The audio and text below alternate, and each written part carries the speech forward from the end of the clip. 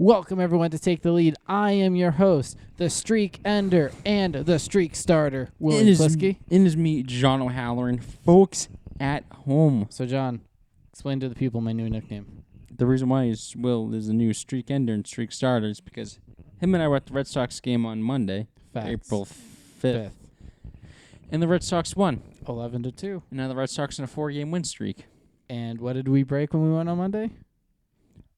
The streak every time. Three the game losing streak. Yep, because every time Will and I go, they lose. Last time I went that as well.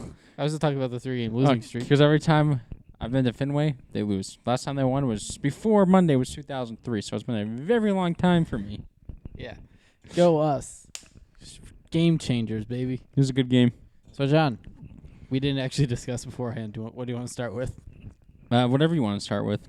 That doesn't help me. We're on air. You're supposed to make decisions like that. We'll start with some basketball. Okay. All right.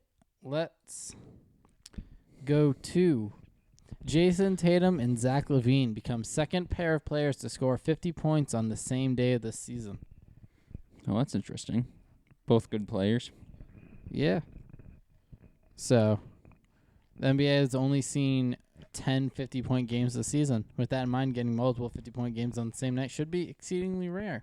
Yet, for the second time this season, it has happened on February 6th. Curry and Jokic got to 50, and tonight, Tatum and LaVine. And both of them was a career high in scoring.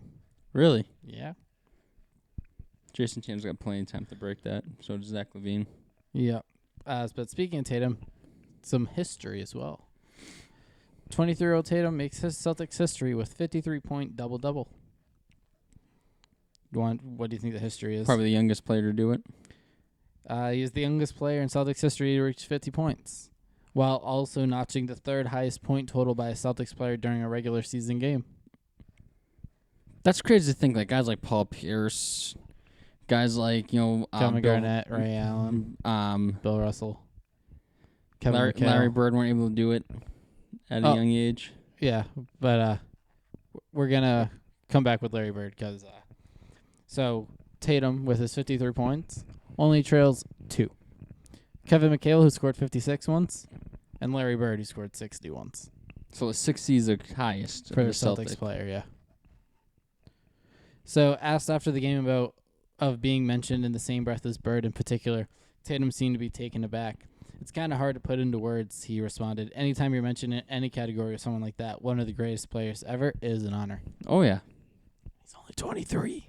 It's only going to get better. Hopefully he just stays with the Celtics. Stay with Boston. And yeah, don't go anywhere, John pal. will hug you at every single home game if you stay. Well, I'll probably be hugging his fucking leg. He's fucking freaking 6'11", something like that. That doesn't matter. It'll happen. Just say the word and he will go away. Oh, my Lord. What is this show? Who knows?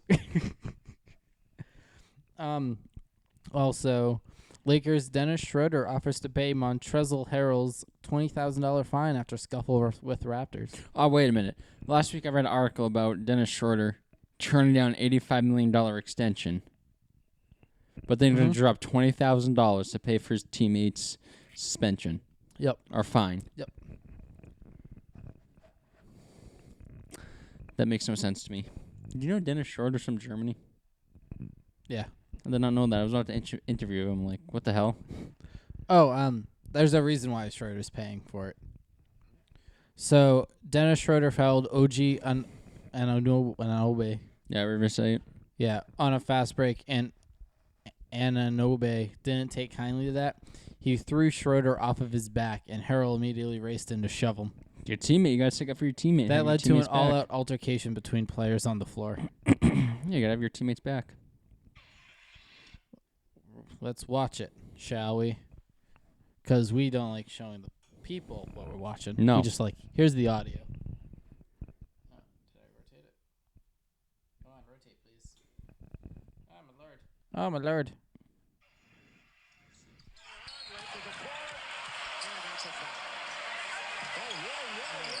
Like a sky soup slam. That was OG. And that is a wrestling move, taking down Schroeder. Schroeder's was holding him up, and I don't know what he was thinking. He actually almost ended up body slamming Schroeder. Yeah, the officials will look at this. If they review this, I'm very interested to see what the outcome will be. And restoring order as both benches spill on to the court.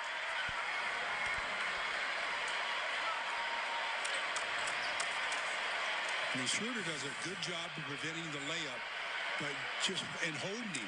He's holding him right there so he doesn't fall. Now he gets up and it's just ridiculous. And look at Trez coming in. Trez is coming in there. Gary Trent was in. Montrezl didn't even push the guy who slammed him. He pushed the guy who was in front of him. But yeah, Fred VanVleet, DeAndre Bembury, and Talen Horton-Tucker. It's a weird name. Yep, all got suspended for their roles in the fight. Harrell avoided that fate, which was somewhat surprising given his role as an instigator. Mm-hmm. However, he did draw a $20,000 fine, and that's not an outcome Schroeder was willing to accept. His teammate protected him, so now he's showing that he has Harrell's back by offering to pay his fine. That's good, though. Yeah, he was asked by reporters on Thursday. He's like, who got fined? Trez? Schroeder asked. Oh, yeah, we're going to take care of that. He had my back, so we're going to take care of that for sure. I like that. Financially speaking, it makes sense for Schroeder to cover the cost of the fine. He is making $15.5 million this season to Harrell's $9.3 million. And as he reportedly declined an $84 million contract extension, he literally expects to be well paid this offseason when both of them become unrestricted free agents. I still don't think Dennis Schroeder's worth $85 million. I'm sorry. Or $84 million. Maybe $84 million for like 7 years. Yeah. He's definitely not worth it. So that's all I got for basketball. I'm sure you guys remember what happened to Paul Pierce last week, his little Instagram story. Probably should have gone private. No one knew what would have happened. Adult website makes six-figure offer to Paul Pierce. He was fired by ESPN on, I think it was Monday or Tuesday. An adult entertainment company, Cam Sorta, has offered Paul Pierce a job as its first ever NBA analyst. Offers up to $250,000 per year, according to a letter sent to Pierce. Dear Paul Pierce, I saw the news you have parted ways with ESPN after you posted a video on social media of yourself with exotic dancers. Being that you're now unemployed, I would like to extend your position at Cam Sorta as our first ever NBA analyst. As our NBA analyst, you'll be required to stream yourself on our platform every week to discuss what's happening around the NBA. Inside the NBA, be damned. Here at Cam Sorta, we champion exotic dancers, cam girls, and sex workers. We would be more than happy to create your appreciate for a woman, and you'd be free to stream with them while they twerk in the background and more. We'd be willing to extend your offer up to $150,000. Obviously, I don't really see Paul Pierce accepting that offer to Cam Sorta, but then again, you never know. Yeah.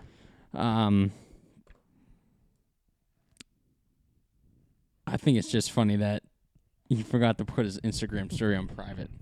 Because I don't know if What's the point of your private Instagram story? I mean, I get it. Select people will see it, but those select people would still share it.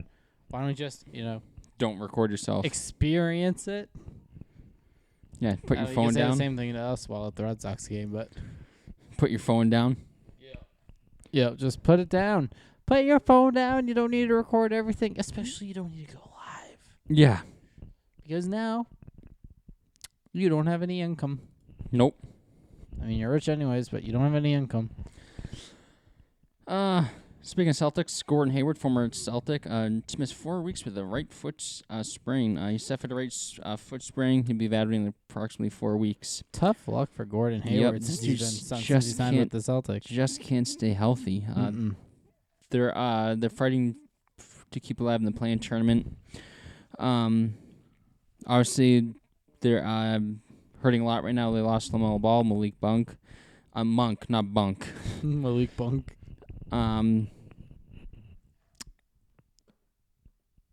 Devontae Graham, Trevor Rosa, Miles Bridges, Washington, and Cody Zeller will all be leaned upon heavily to make up for the loss of offense production.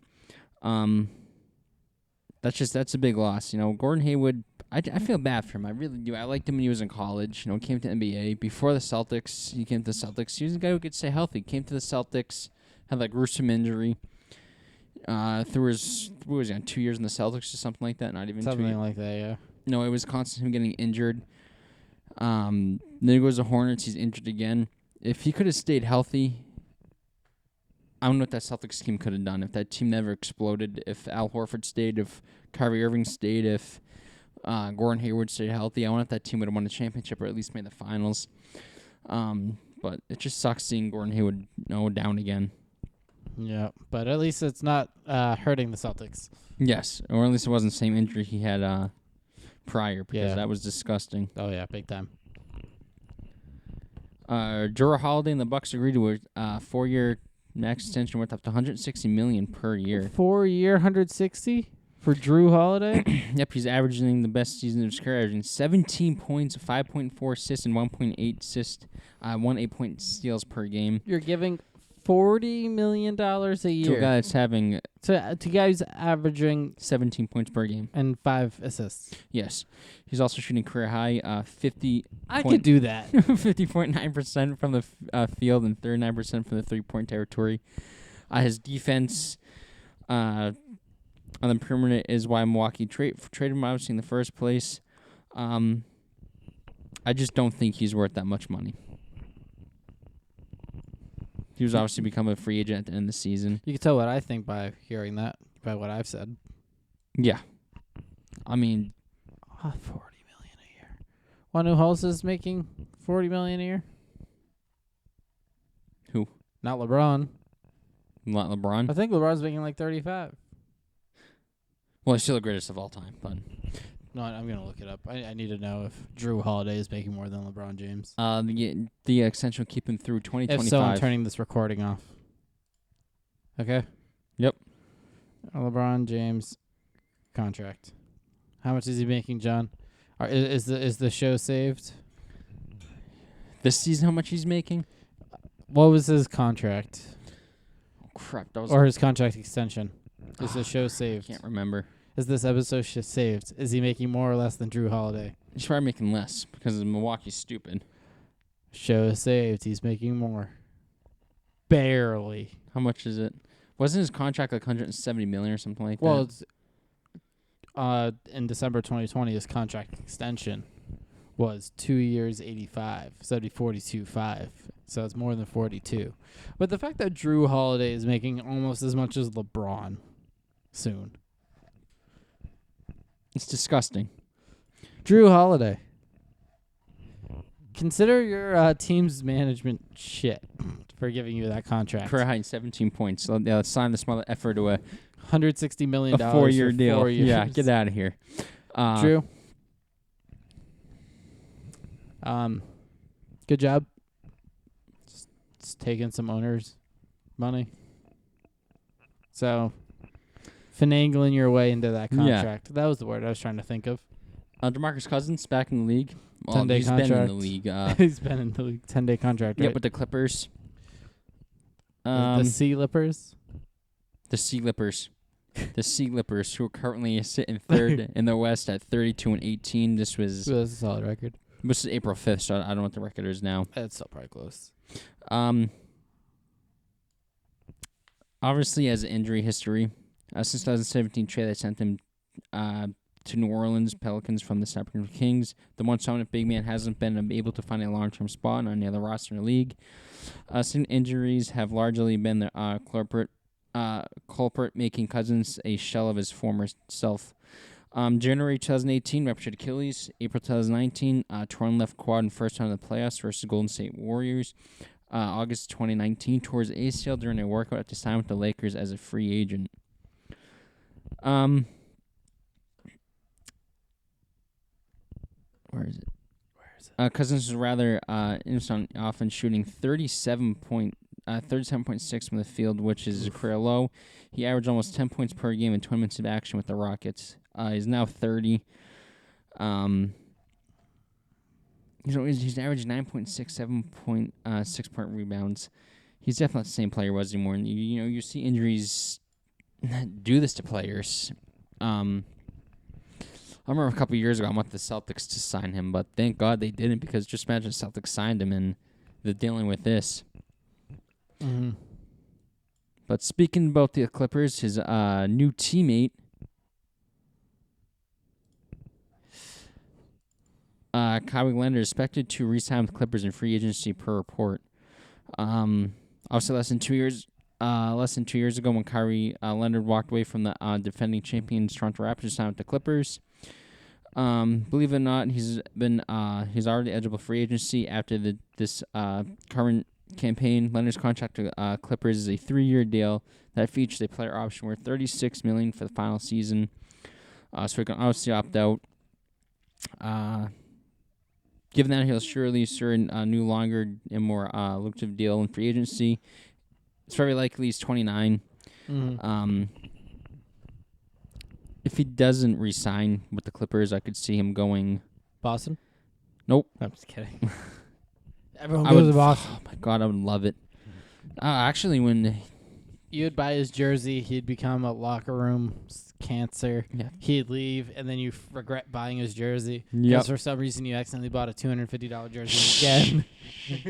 Didn't happen.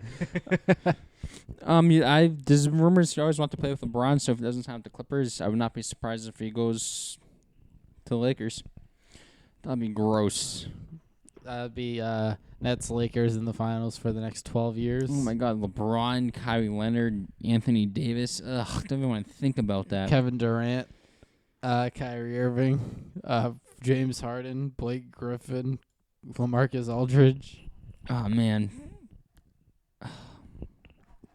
Plus, the Clippers are deep and dangerous. They've, What? I hit my mouse down. They appear to make a real run at the championship this season. They already have Paul George locked up through 2024. If Leonard re-signs, the Clippers will continue to be a contender for the foreseeable future. I won't be surprised if he signs with the Lakers. I mean, it's written in stone. Even though I love them to sign with the Celtics. Yeah. I mean, Celtics fans, they literally want everyone to sign with them. They're just like Lakers fans. Come here. Or if you're the Nets, hey, buy out your contract. We'll sign you to the mid. Yeah. Come join a championship team. We'll get rid of Buster Douglas over there, who makes like $3 million, and he's like a year and a half in the league, does nothing. Just come off the bench. A full-time bench player. Play 2 minutes. Yeah, he averages .01 points per game in his career. We'll get rid of his ass real quick if you want to come. What do you want to jump to now? Let's do football. Football. I got some football. Former NFL player Philip Adams kills 5 in South Carolina, then himself, authority says. Yep, I saw that. Mad. Yep, it's crazy. Fatally shot 5 people, including a prominent doctor, his wife, and their 2 grandchildren. Yeah, I know. That's just... Before killing sickening. himself. Dr. Robert Leslie and his wife Barbara were pronounced dead at the scene, along with their grandchildren Ada and Noah. Freaking. They're obviously gonna look at his brain. Yep, that's what the father said. He said, I think the football did it to him. Yep. Just freaking crazy, man. That's not the only thing that happened. Another former NFL player, Charis Rudolph, charged with murder. Oh, my Lord. If you guys remember back in, it was a college football player, FSU. Players went to a elementary school, it was a middle school, and there was a kid sitting alone. And there was a football player, Charis Rudolph, at the time, sat with the kid at the lunch table. The photo went viral. Oh, is that guy? Yeah. Oh, jeez. Charis Rudolph had a short career in the National Football League as a wide receiver for the New York Giants and Miami Dolphins. He's been arrested on first-degree murder charges and attempted first-degree murder charge. Jeez. In a statement, Palm Beach Sheriff officer said individuals were shot by Rudolph, who was 25. He's being held with no bond and expected to appear in court today. After his short stint in NFL, Rudolph played in the Canadian Football League's Winnipeg Blue Bombers. He's still playing with the team at the time of his arrest. Not anymore. In a brief statement, the Blue Bombers tweeted the team has released Travis Rudolph. The former FSU football star Travis Rudolph has been arrested on first-degree murder charges. You remember, the viral photo eating lunch with Bo Besky, a boy with autism who was sitting alone in the cafeteria. How do you think that kid's family feels I was now? just thinking that on the way here in the car. They probably stayed in touch with Travis from that time up until now. Yeah. You see on the news that this happens. I'm going to have that little kid feels, because that little kid had no friends at that time, sitting alone at lunch. This cultural player comes down, sits with them, and they possibly go a bond over it. They hopefully maybe stayed in touch after that. As a parent, I don't know how I would feel. Yeah, I don't know how I feel either. That's just crazy. It's maddening. How do you guys feel that we're talking about murder on the show? You guys like it? If you do, Yeah. you're sick. Two straight in a row. Let's get out of that. Let's go from real murder to a team that used to murder.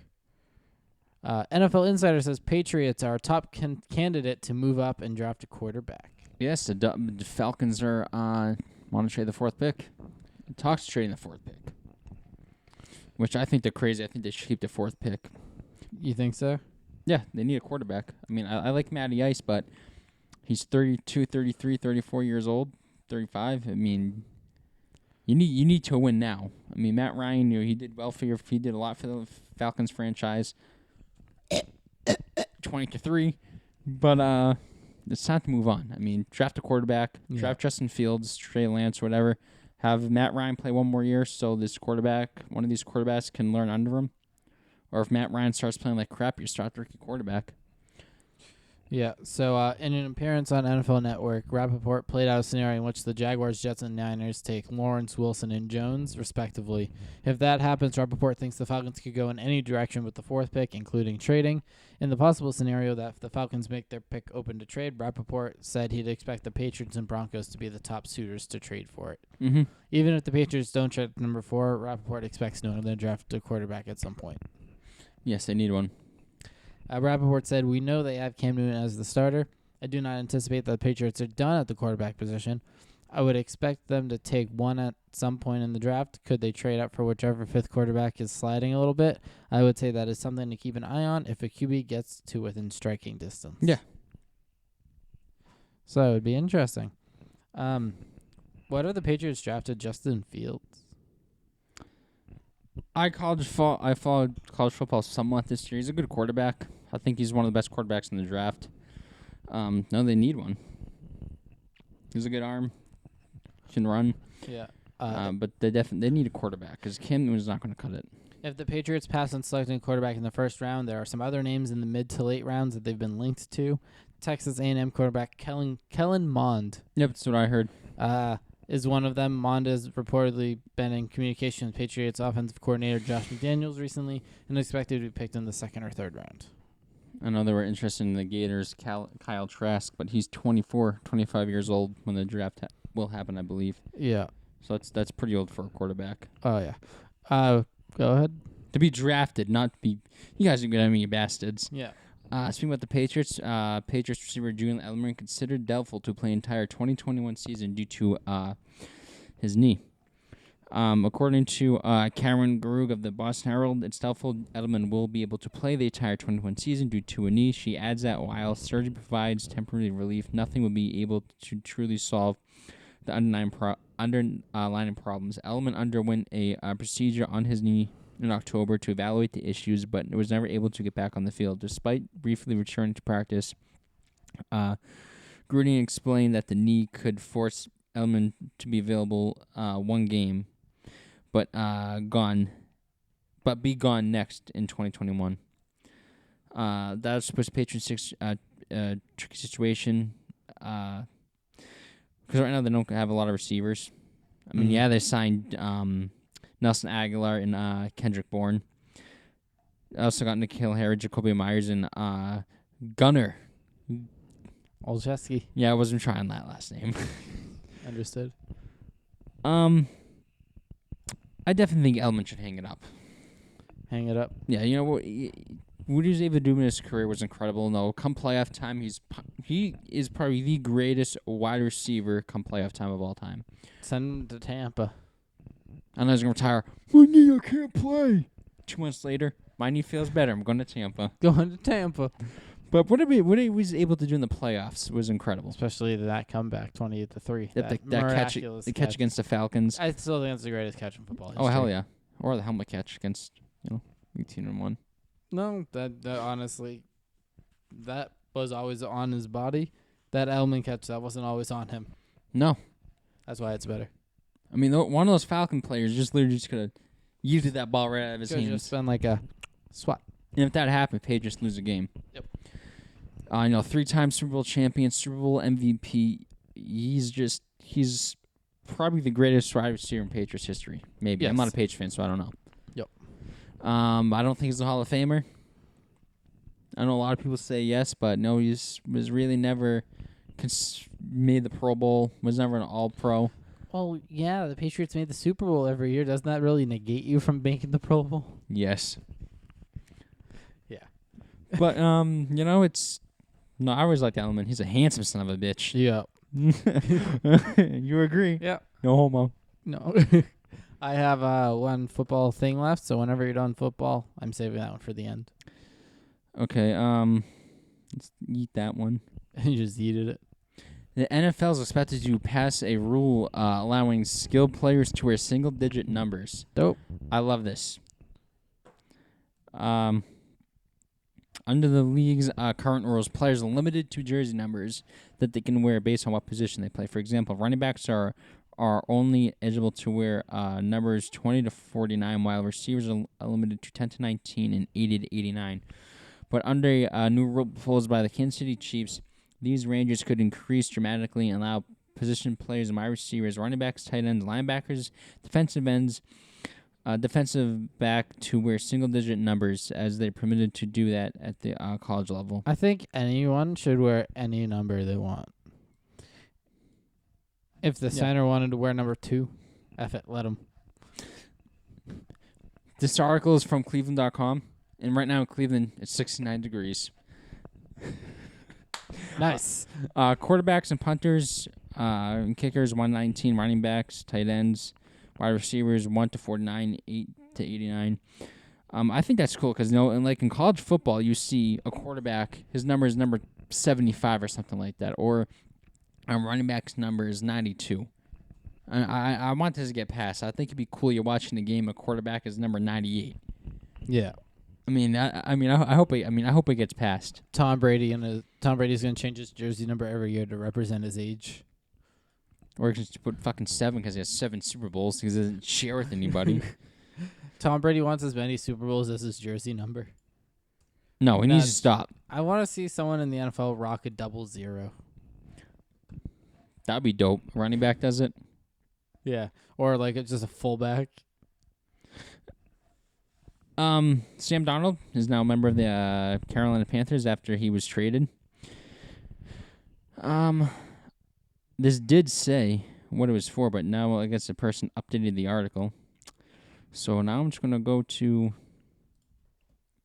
freaking Peckerheads. Peckerheads.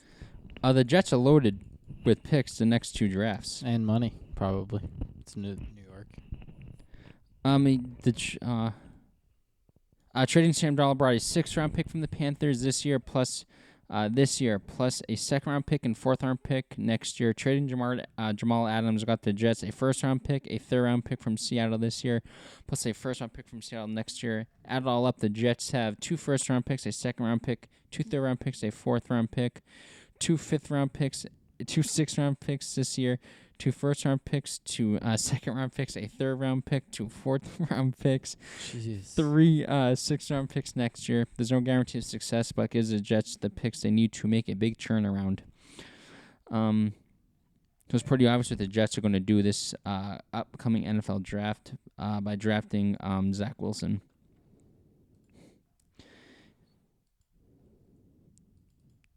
Former NFL player says Bill Belichick is on the hot seat. No, yeah? The The hot seat.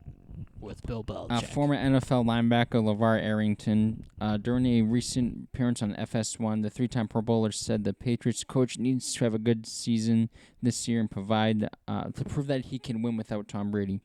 Having all the type of season that the Patriots had last year can make you rethink the whole situation that you did in the past, Arrington said via NESN.com.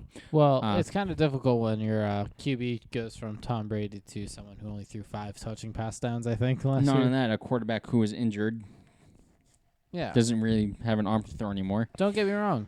Cam Newton impressed me. It's Yeah.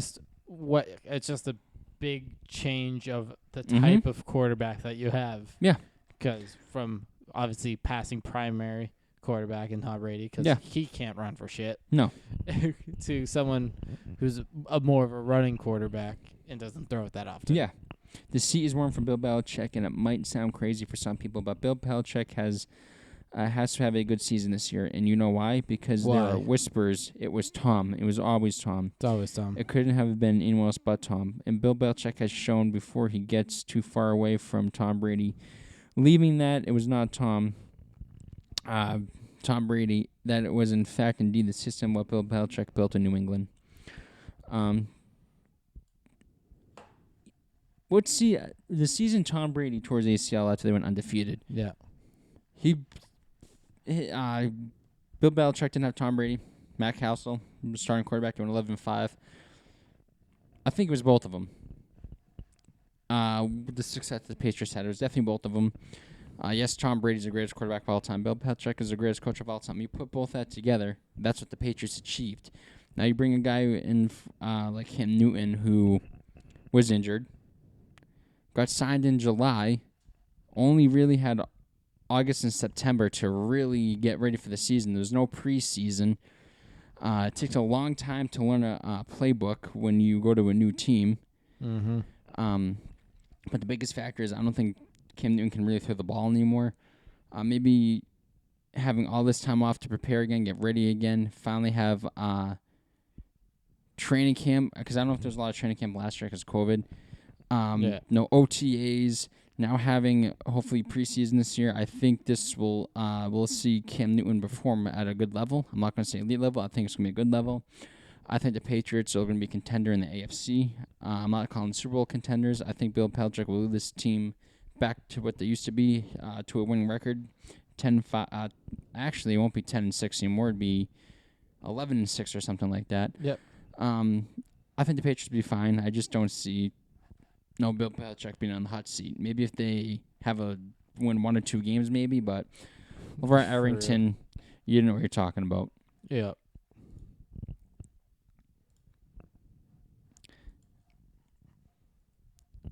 Nike spends endorsement deal. Beats by Dre reportedly drops Deshaun Watson sexual assault allegations.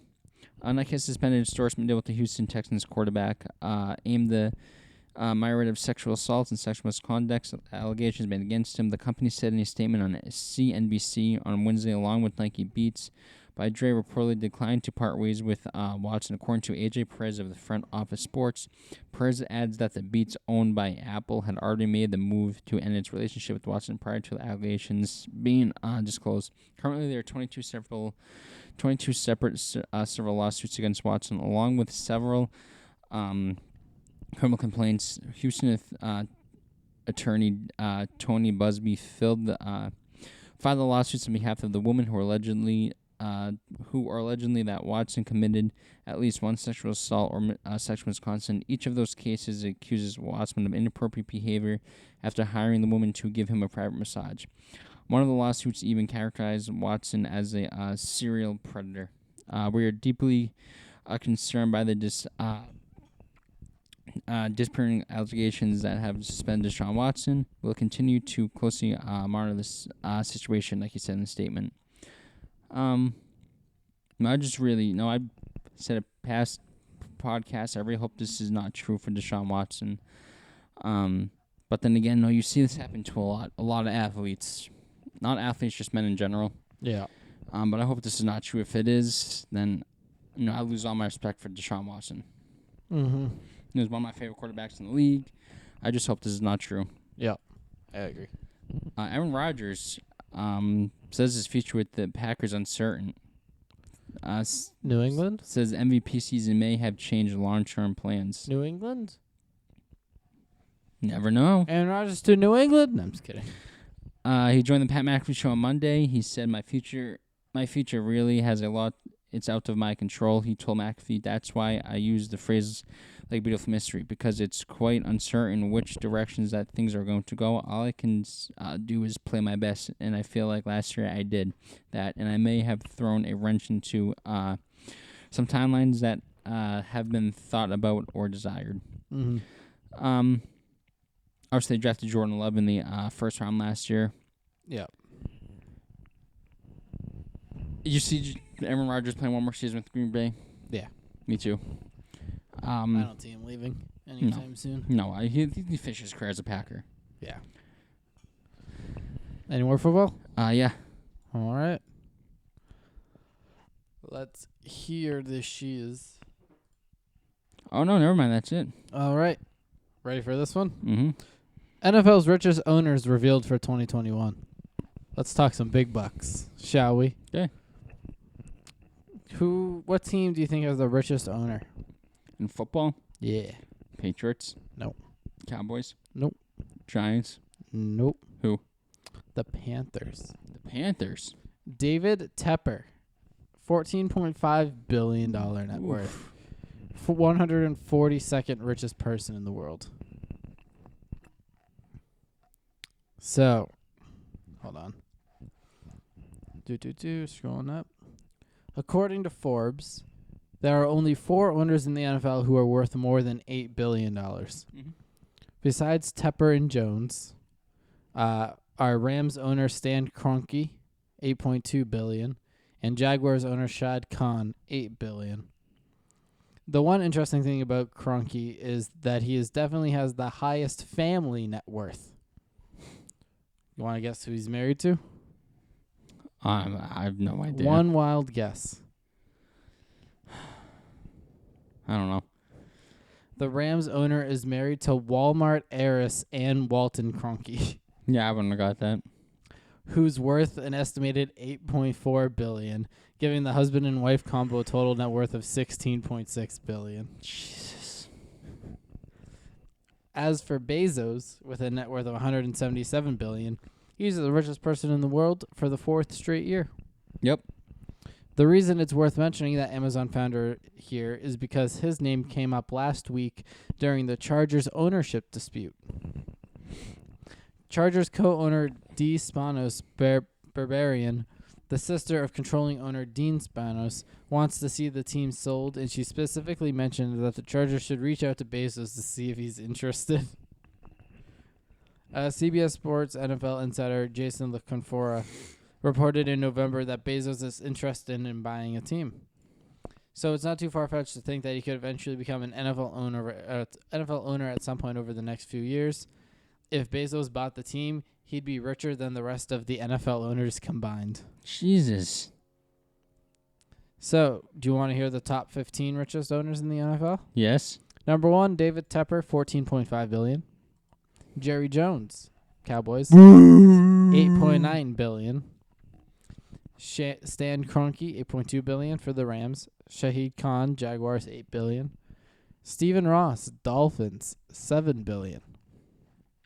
Robert Kraft, Patriots. Boo. No, you're not going to be booing real quick. $6.9 billion. Yeah.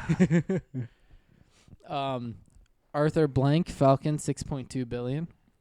Terry Pagula, Bills, $5.4 billion. Steven Bisciotti, Ravens, $4.9 billion. Janice McNair, Texans, $4.1 billion. Denise York, 49ers, $3.5 billion.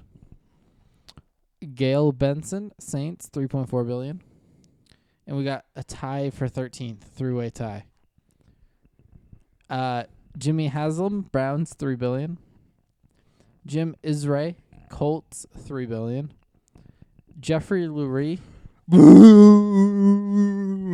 Eagles, $3 billion. Boo. Fire Harry Roseman, douchebag. Jesus, John. Sorry. It's all good. Want to talk about some baseball now? There was no sound there. So, let's start with Joe Musgrove throws first no-hitter in San Diego Padres franchise history. And not only is that the noteworthy thing. Ready for this? Yep. Joe Musgrove grew up 20 minutes from San Diego. He pitched for 4 different MLB teams in 5 years. Mm-hmm. And tonight he threw the first no-hitter in Padres history, his hometown team. Really? Yeah. Got a couple.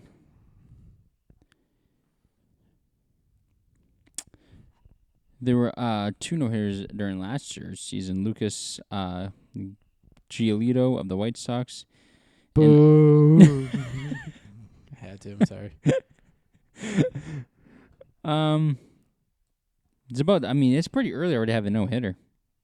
Yeah, but I'll take it. They're always fun. Will and I at the Red Sox game, the guy who was pitching was having a no-hitter. For a while, yeah. Yeah, but he had friggin' what was it? He had friggin' 4 walks though. 3-4 walks, yeah. It's crazy. He was just walking everyone. Well, I was gonna do something real quick, but Do you want me to go on? um, Longest home run of the 2021 MLB I got season? Oh, you found it. shit. John, you weren't prepared. God. Well, the home run belongs to Yerman Mercedes. Why does And he's YouTube have getting to have it ads? I Because swear you to don't pay God, for YouTube Premium. I'm not paying 485 feet. Not only did he start the year 8 for 8, but He's best going off. ever. He's going off. Monster home run. Now, John, you can play what you're going to play. I should have played it 5 minutes ago, but I wouldn't. You got another ad. So let me know when you give up. Can you skip that one? Nope. 15 seconds. Oh my God. I was hoping CBS Sports would do it and it wouldn't load. Oh my God. It's not funny. It's hilarious.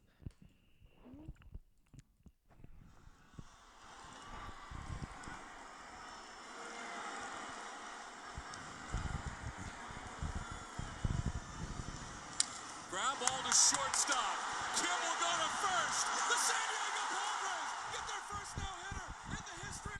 But back to Will's story about the I'm done. I said it. 8 for 8. Yeah, I already said it. 480 foot. He's home run. going off. Yeah, he's killing it this year. He's a big dude. No White Sox. He's got a big number too. Isn't it 74? 73. 73. Yep.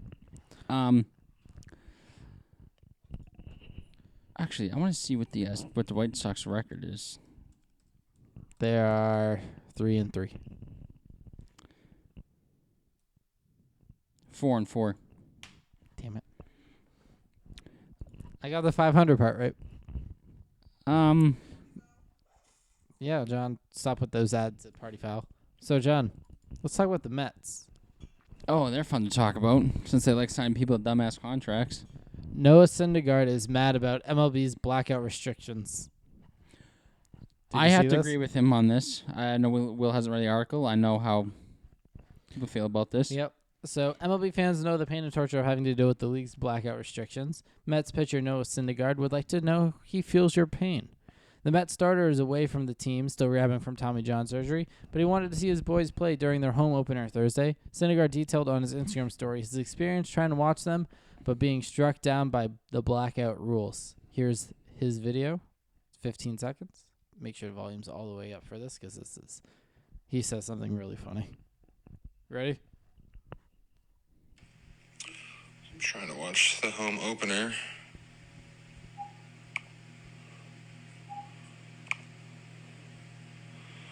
It's bullshit. I guess I'll watch the shitty Pirates. I guess I'll watch the shitty Pirates. No, I mean, I know how he feels. I mean, I know how fans feel. Because, you like me, I live in New England. I'm an Eagles fan. Don't even get me. Don't ask how it happens. I like 2 Boston teams, okay? So when I want to watch No, the Eagles for football, Red Wings for hockey. I can't do it because it's blacked out here, and I gotta go on my laptop and stream it, which sucks. But I know how fans feel and how Noah Syndergaard feels. I mean, blackouts suck. They really do. Or I just could pay for NHL Center Ice and just watch the games, but that's too much money. Yeah. You know, there's teams like the Jaguars. They're blacked out in Jacksonville because how bad they are, and they don't even put them on TV. Just imagine you live, like I said, the Red Sox were like the Detroit Tigers every single year, getting their cheeks clapped every single year, and they get blacked out, and you can't even watch your own team in your home state. That's when it's rough. Mm-hmm. It's the one team you should be able to watch. Your home team. Yeah, I know, and they freaking black it out. My dad told me when the Patriots back in the 70s and 80s when they were bad, they didn't put them on TV. The only teams they said they would show were the Steelers and Cowboys. That's the only teams they would show back in the day. That's funny. And that's why you see a lot of Steelers and Cowboys fans in New England because they grew up and they wouldn't watch the Patriots. Yeah. So, I'm out of baseball except for a really big story that we'll talk about at the end. And then the league leaders as of today. MLB's extra innings rules. MLB extra inning rule is back, but here's why baseball should use ties instead, which I completely disagree with. Of the 13 MLB games that wound up being played on opening day, 4 went to extra innings. This, of course, meant the extra inning rule has been in place at the start of the 2020 season and wound up playing an outsized role on baseball's significant days on the calendar. The Blue Jays topped the Yankees in 10, which was automatic runner scoring go-ahead run. Randall Gurrick led the inning off with a RBI double. Yes, he led off the inning that tallied a run batted in that didn't come on a home run. Anything is possible. Numbers among the greatest lies ever. The Brewers won on a walk-off infielder's choice when Orlando Arcia grounded to second. Grounded second. Bryce Harper served as the Phillies' automatic runner in the 10th against the Braves. He advanced to third in a ground ball, then scored the winning run on Juan Segura single down the line. That would have been playable had the corners not been in account of Harper. In Seattle, the Giants reliever Jose Alvarez in the 10th walked 3 straight batters in fourth home. Walked 3 straight batters. The idea is one-sided. It's cut down to a marathon length. Tilts that go, say, 13, 14, 19 innings on a rare occasion beyond. Given the ongoing pandemic conditions, this makes sense, as it makes sense when it comes to avoiding mainly pitching staffs and layering once Jesus Christ, I can't read on one roster wide for the 2020 season. I definitely think baseball should go to ties. I don't know if I like having definitive winners. I like having basketball in ties. As a total, 3 World Series games have ended in ties for the very reason. I completely skipped ahead, but who cares? Good. The Cubs and Pirates played to a 1-1 tie because the weather halted things in the 6th inning. I definitely don't think it should go to ties. It's gonna mess with people's records, maybe. Yeah, the Nippon Baseball League in Japan has ties. They do, even in the playoffs. Do you understand how that works in the playoffs? No, where they run out of World pitchers? Series? Where they run out of pitchers? No, it's you just can end in a tie in the playoffs, and then just a tie because you can have a game 8. That's stupid. What the fuck are they doing over there? It's only happened once, but it's still hilarious. I don't go to ties baseball. That's stupid. Yeah. Coors Field will host 2021 MLB All-Star Game after league moves from Atlanta. Yep. MLB chose the Rockies because they were already in the bidding process to host a future All-Star Game. The Rockies had supplied a detailed plan for a hotel event space security that took months to assemble, and MLB staff had already made several visits to Denver. In addition, Governor Jared Polis and Mayor Michael Hancock, have been committed to provide the necessary faculties and service needed to support this year's festivities. Commissioner of Baseball Robert D. Manfred Jr. said MLB Major League Baseball is grateful to the Rockets, City of Denver, and the state of Colorado for their support for this summer's All-Star Game. We appreciate the flexibility, and we want to deliver a first-class event for our game in the region. We look forward to celebrating our sport's best players and entertainment fans around the world. Major League Baseball chose to pull festivities from Trust Ballpark in Atlanta as a just to protest over the recent passage voting laws in Georgia. The laws are widely perceived to be to resolve a particulars on black voters. This is the second All-Star game in Denver. The first one was in 1998. I'm definitely watching that home run derby because the Rockies ballpark is a hitter's ballpark. I mean, those balls sail in Coors Field. Yeah, that home run derby is gonna be sick.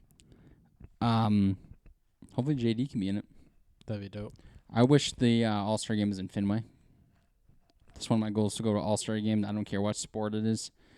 But yeah, that's it. Also, Will's going to the Rays game on Monday against the Rangers in Tampa Bay. Mm-hmm. Hopefully the game doesn't get rained out.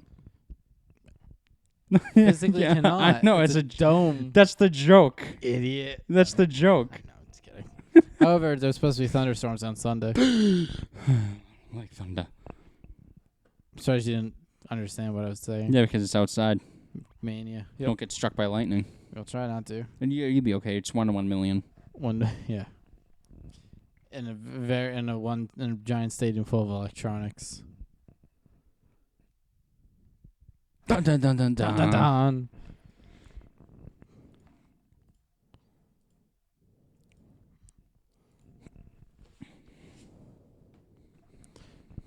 So, John. Yes. Trevor Bauer. We'll Yes. make this quick because we're at 52 minutes. Okay. MLB is investigating him for using foreign substances. He's been calling out players for 3 years now for using foreign And substances. now he's finally getting... In 2018, he did a one-inning trial of a foreign substance that upped his spin rate by 400 rotations per minute. He did it last year. Won the Cy Young. A massive contract with the Dodgers. And now he's under investigation by the league. And yet they won't investigate anyone else. No. Because they don't like Trevor Bauer. What he stands for and what he does. Yep. So, if you want more details of everything going on and like the full story, Speaking about the Dodgers, their World Series rings are beautiful. they are. But if you want the full story, there's a video called "How is Trevor Bauer Cheating and Why Nobody Cares" by the channel Baseball Doesn't Exist, and I highly recommend it. Yes, we watched it before. Well, I watched it beforehand. It's So pretty John knew what I was talking about. good. Yes. So let's do this last thing.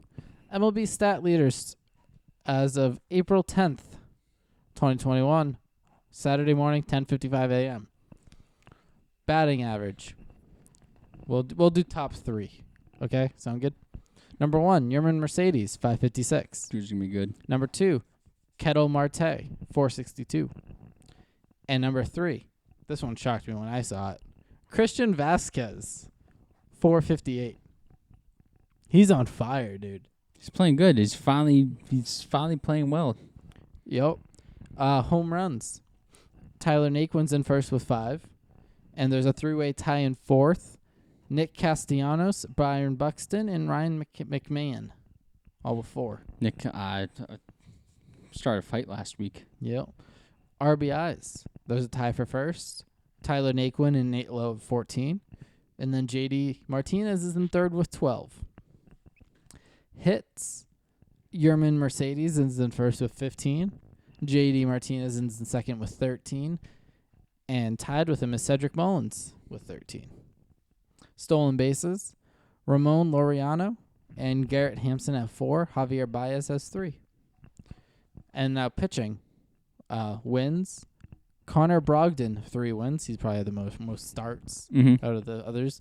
But the other 4 are all tied listed. Joe Musgrove, Jake Arrieta, Jose Barrios, and Yusmerio Petit. ERA, all 5 are shown have a 0.00. Steven Strasburg, Joe Ross, Jacob deGrom, Danny Duffy, and Jacob Junis. Mm-hmm. Saves, a 3-way tie in first. Jake McGee, Mark Melicon, and Alex Reyes. Okay. Strikeouts, Shane Bieber in first with 24. Garrett Cole with 21. And then Trevor Bauer with 20. Holy shit, there's 24 strikeouts. Shane Bieber. Holy crap. Yeah.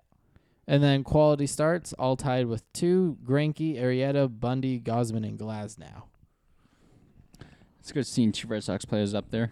Yep. So, John, where can they find you on the Oh internet? my god, I forgot to say in the beginning. I know. Now they're not going to follow you.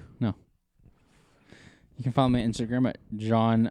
Nope, that's my Twitter. You can follow me on my Instagram at John O'Halloran 15. My Twitter is _John _O'Halloran. Will, where they can find you on the interweb? Find me on both Twitter and Instagram at William Kliske. You can follow the show on both Twitter and Instagram at TTLPod. Please rate, review, and subscribe on your preferred listening platform. Subscribe to the YouTube channel for the video version of the show.